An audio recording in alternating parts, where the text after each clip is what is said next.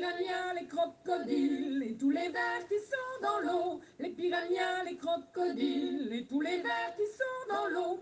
Dans la forêt, les singes hurleurs, ça m'est égal, je n'ai pas peur. Adieu l'ennui qui me tenaille, demain je m'en vais en Guyane. Olá, bem-vindos ao curso de Introdução à Literatura da Guiana Francesa.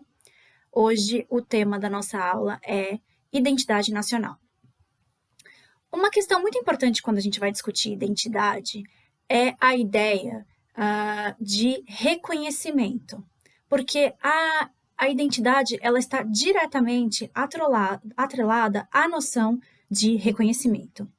Isso foi muito abordado por um sociólogo que chama Charles Taylor, num livro que chama-se Multiculturalismo, Diferença e Democracia, em que o Taylor vai afirmar que a identidade designa algo que se assemelha à percepção que as pessoas têm de si mesmas e das características fundamentais que as definem como seres humanos.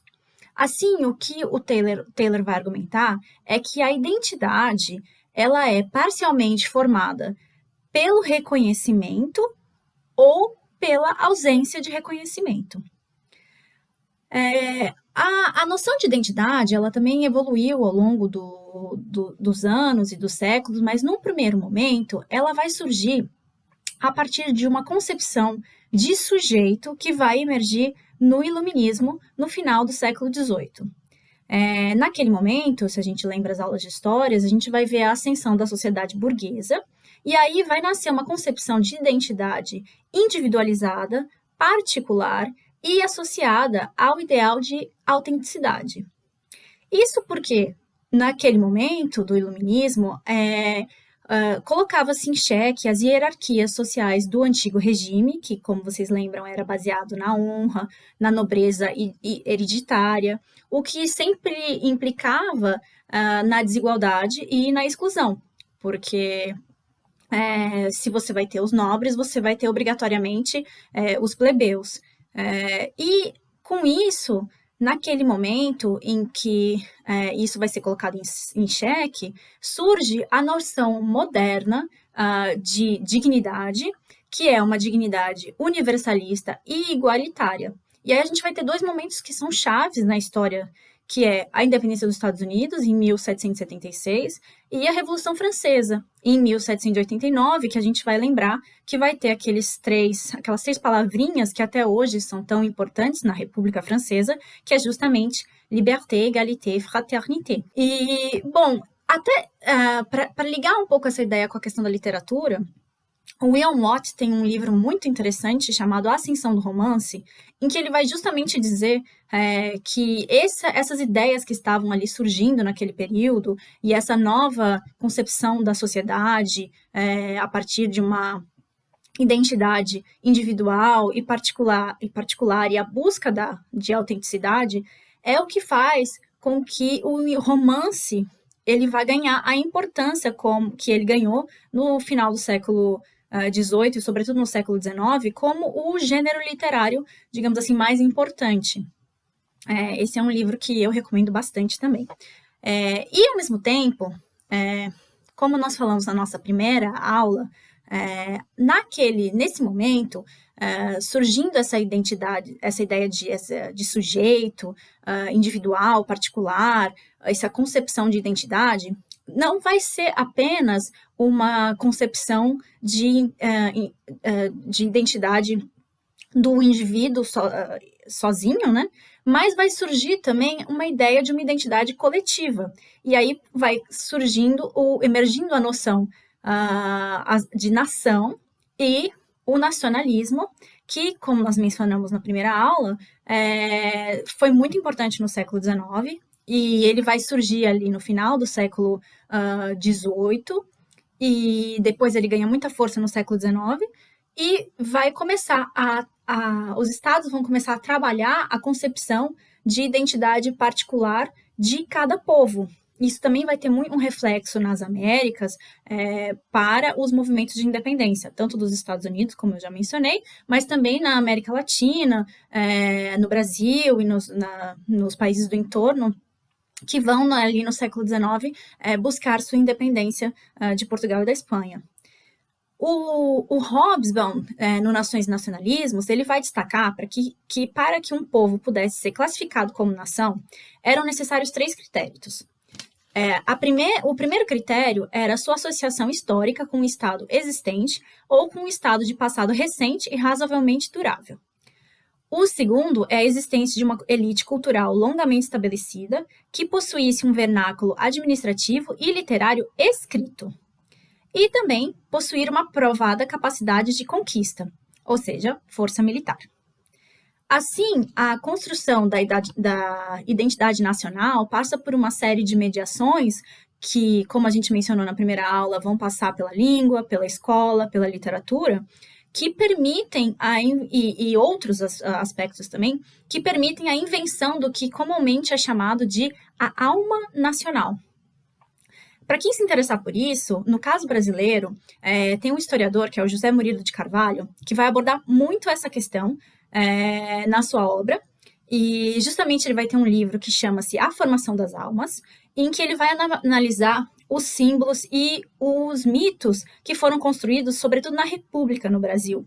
Então, o hino, a bandeira, os monumentos, e ele vai justamente analisar como esses mitos e símbolos, eles vão colaborar para a construção dessa identidade nacional brasileira no contexto republicano. Ao mesmo tempo, o processo de criação de uma identidade nacional, ele depende de 2 tipos de reconhecimento. Ele depende, no primeiro momento, ele precisa que os seus integrantes, ou seja, o povo, ele deve interiorizar essa alma nacional que lhe foi ensinada, de certa forma, como né, a língua, a escola, a literatura e esses outros símbolos da pátria vão ter uma importância muito grande nesse processo. Mas também, esse reconhecimento também passa pelo reconhecimento do outro, que seriam os outros estados. Os demais estados precisam respeitar e reconhecer essa nação como uma nação independente. Quando a gente lembra, por exemplo, da independência do Brasil, teve todo um processo para que o Portugal reconhecesse o Brasil. E isso é uma prática que continua até os dias de hoje, nos grandes fóruns internacionais, como a ONU ou o Mercosul, você vai ter essa questão de reconhecimento ou não de determinados estados. A gente tem questões, por exemplo, a Palestina e Kosovo, que são questões problemáticas em que ainda se tem uma disputa sobre esse tipo de reconhecimento ou não. Na literatura, a questão da identidade nacional, ela vai ser muito importante na Europa durante o Romantismo.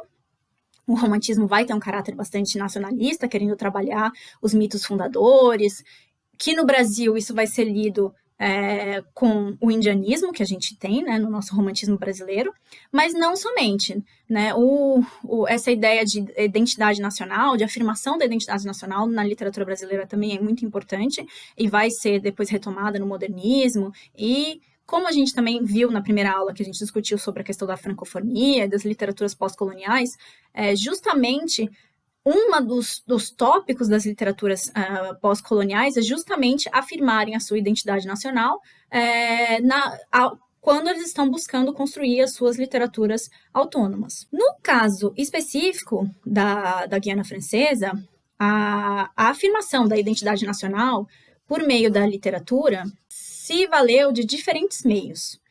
Um aspecto extremamente importante foi a utilização do creole como um dos aspectos distintivos da identidade guianense na literatura a partir do século XIX. Os primeiros registros literários do creole no mundo ocorreram em Saint-Domingue, onde hoje é o Haiti, do creole francês, né, no século XVIII, dando início a uma tendência que continua até os dias de hoje na literatura das ex-colônias francesas, que é o uso, a mistura, a introdução do creole como parte do texto. No caso específico do creole guianense, um dos primeiros exemplos é a obra da família Saint-Quentin,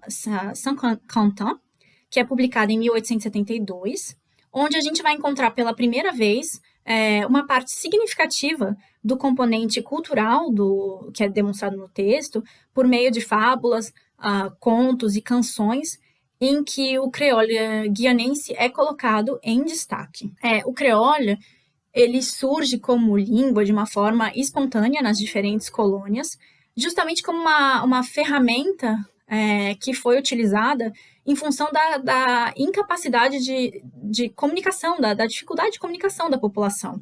Isso porque não apenas os africanos, os escravos, né, trazidos, eles falavam línguas diferentes, porque eles eram de regiões e tribos diferentes, mas também os brancos, muitas vezes, eles também eram de províncias diferentes da França, e eles tinham, naquele período, dialetos diferentes. Então, o creole vai surgindo naturalmente como uma língua comum entre esses grupos, na tentativa de criar um meio de comunicação, e ele vai absorvendo essas diferenças e influências. É importante dizer, quando a gente fala da questão da literatura na Guiana, é que não apenas os escravos, obviamente, não eram escolarizados, mas os colonos também, na sua grande maioria, eles não eram provenientes das elites da França. Pelo contrário. E por isso era bem raro aqueles que eram realmente letrados. O que ajudou, digamos assim, na construção do creole, né? E com isso, num primeiro momento, entre o século XVIII e XIX, a percepção de uma identidade guianense começa a brotar na literatura, e ela se apoiava justamente na afirmação dessa identidade creole. E essa noção de identidade, ela acompanhou quase que de forma permanente a escritura dos autores, que vão desde o século XIX até a segunda metade do século XX, querendo afirmar a guianidade nos seus textos e reivindicar uma forma própria, uma forma guianense de julgamento, de evolução, de pensamento, querendo se diferenciar da França e reconhecendo neles próprios características em comum. No século XX, esses autores creoles, eles, na Guiana, eles também foram bastante influenciados pelo movimento da negritude, que emergia nas demais colônias francesas, com trabalhos, sobretudo, do Aimé Césaire. Mas, além dessa identidade creola, na Guiana nós temos outras identidades. Porque os demais grupos dessa sociedade, eles também vão buscar afirmar as suas próprias identidades particulares. Um deles seria a identidade buzinange. O buzinange é a denominação das comunidades marrone da Guiana.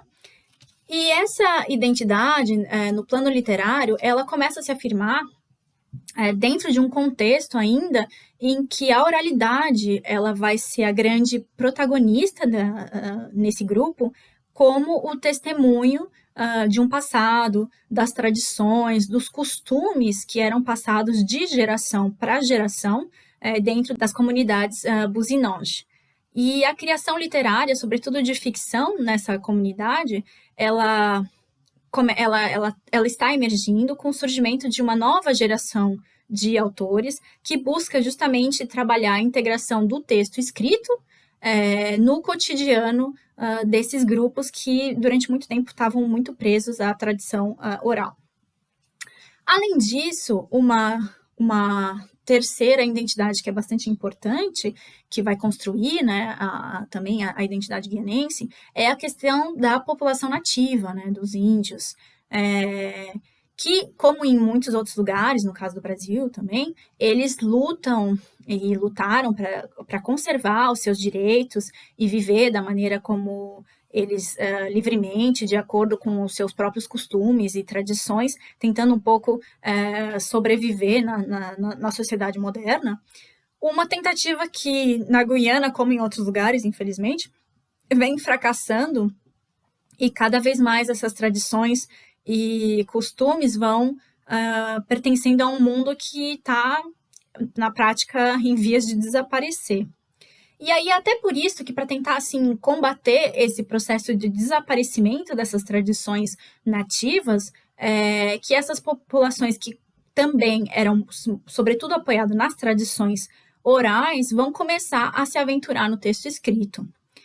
Um exemplo disso seria a obra Nana Kalina, que vai ser escrita por dois autores, o Gérard Collomb, que é branco, e o Félix Tioká, que é um índio Kaliná, e então vai assim também ter registrado a sua voz em primeira pessoa, e não sendo mediado pelo olhar do branco.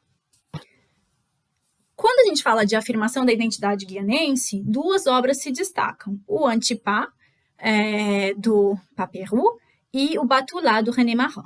Essas duas obras, elas são bastante distintas, elas não fazem parte nem do mesmo gênero, nem da mesma categoria literária, mas por mais diferentes que elas sejam, elas têm em comum a questão da importância do testemunho nos dois textos.